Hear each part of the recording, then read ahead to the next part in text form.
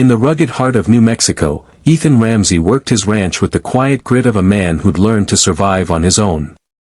But everything changed the day Tabitha Winters stepped onto his land, brave, determined, and carrying secrets she refused to let define her.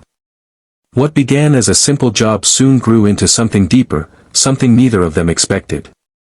Through droughts, danger, and the scars of their pasts, they built a bond strong enough to withstand any storm. And just as they found the courage to choose each other, fate offered them a chance at family, love, and a new beginning. The summer sun hung low over the New Mexico territory, spilling warm gold across the rugged hills of Ethan Ramsey's ranch.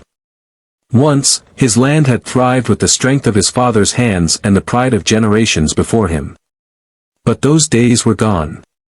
Drought, bad luck, and the crushing loneliness of running a ranch alone had worn him down in ways he barely admitted, even to himself.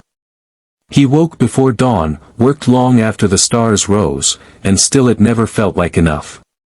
The house was quiet, too quiet, and his days echoed with the emptiness of someone who had buried more than just his parents. He had buried the hope of ever building a family of his own.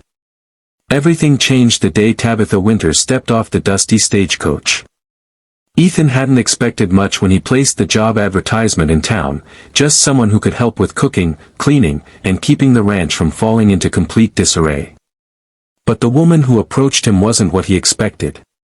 Tabitha was small in stature but carried herself with a composed strength, her chestnut hair braided neatly, her chin lifted with determination. There was a softness to her smile, tempered with the quiet caution of someone who had learned to guard her heart. "I'm here about the position," she said, gripping the handle of her worn valise. "I can cook, I can keep a home, and I don't scare easy." Ethan studied her, polite, reserved, and more than a little unsure. But something in her voice made him pause. A steadiness. A yearning. A story he didn't yet know. "The job is yours," he said simply. "If you want it." She nodded, relieved. "I do." From the start, Tabitha brought a sense of warmth the ranch hadn't felt in years. She cleaned the forgotten corners of the old house, filled the kitchen with the smell of bread and stew, and kept a small jar of wildflowers on the table because she said every home deserved something beautiful. Ethan found himself lingering in the kitchen more than before, drinking his morning coffee just a little slower, asking her small questions about her day, grateful for the soft presence that steadied his otherwise rugged life. She listened when he spoke of the ranch's struggles, responded with quiet encouragement, and never once treated him like a man defeated. But Tabitha carried shadows too. He saw it in the way her gaze sometimes drifted when she thought he wasn't looking.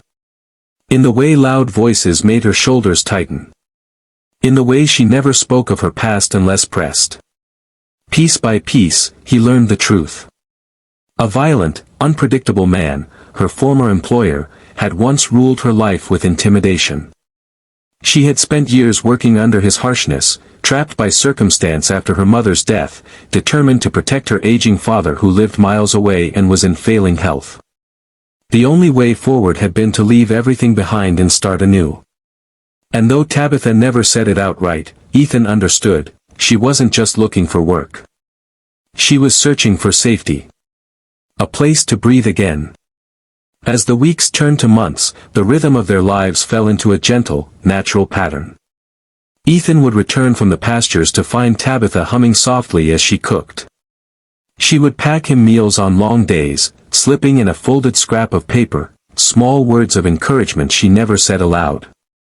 He fixed anything she needed, loose steps, a broken cupboard hinge, a chair leg she said wasn't worth fussing over.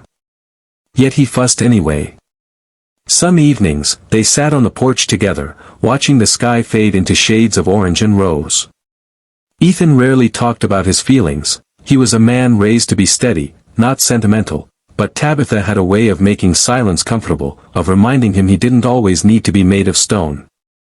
One night, as a cool breeze swept across the land, she admitted softly, "I didn't think I'd ever feel safe again." Ethan's heart tightened. "You're safe here, Tabitha. As long as I'm breathing."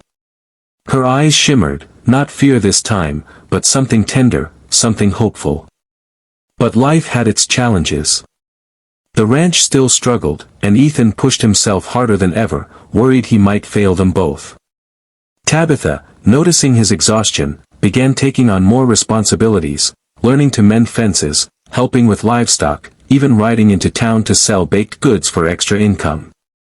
"You're doing too much," Ethan protested once. She smiled. "We're a team, aren't we?" He didn't correct her. Because the truth stirred quietly inside him, he wanted to be a team with her. In every way. One crisp autumn morning, he received a letter from Tabitha's father. The old man's health was poor, his body failing, and he wished to move closer to his daughter before the winter storm set in. Tabitha's hands trembled as she read the note, torn between the responsibility she felt and the life she was building here. "I'll go to him," she said, voice fragile but resolved. "He needs me." Ethan's chest ached. The thought of her leaving, even for honorable reasons, felt like losing the sun after finally learning to live in its warmth. "Tabitha," he said gently, what if he came here? To live on the ranch? We'd build him a place. We'd take care of him." Her breath caught. "You'd do that?" "I'd do anything for you," he said quietly. Her eyes filled, not with sorrow, but with something shining and certain. And in that moment, Ethan knew.